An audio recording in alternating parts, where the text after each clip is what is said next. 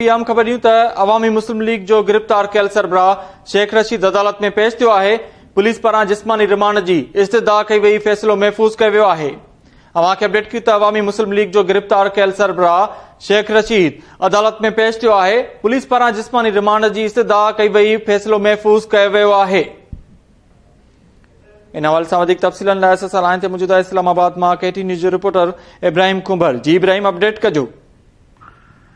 जी बिल्कुल, अॻूणे वफ़ाक़ी वज़ीर शेख रशीद के मक़ामी अदालत में पेश कयो वियो ऐं शेख रशीद खे रिमांड जे लाइ अदालत में पेश कयो वियो। अदालत दलील मुकमल करण खां पोइ रिमांड ते फ़ैसिलो महफ़ूज़ करे छॾियो आहे। कुछ ही देर में उन फैसले बाबति अदालत आगाह कंदी आहे, जो कि ॿुधण दौरान प्रोसिक्यूटर जेको हो उन ई दलील ॾिना। उन चवण आहे शेख रशीद पाण इंटरव्यू ॾिनो आहे ऐं आसिफ अली ज़रदारी जे हवाले सां हुन जेको सो बयानु ॾिनो आहे। उन जे करे मथां केस जेको दाख़िल कयो आहे। शेख रशीद जेके कलम लगाया विया आहिनि उन में 7 साल सज़ा ऐं जुर्मानो थी सघे थो। उन जे करे हिन मामले जी वधीक जेको सो जांच जे लाइ रिमांड ॾिनो वञे। 8 ॾींहंनि जी रिमांड जेका दरख़्वास्त दाख़िल अदालत खे इस्तदा कई हुई। जॾहिं त शेख रशीद जो वकील अब्दुल पेश थियो, उन जो चवणो त शेख रशीद जेको सो इंफॉर्मेशन ॾिनी ऐं उन जे ख़िलाफ़ जेको सो केस दाख़िल कयो वियो आहे। पुलिस खे घुर्जिया आसिफ अली ज़रदारी के पुलिस स्टेशन ते घुर्जिया, छाकाणि जो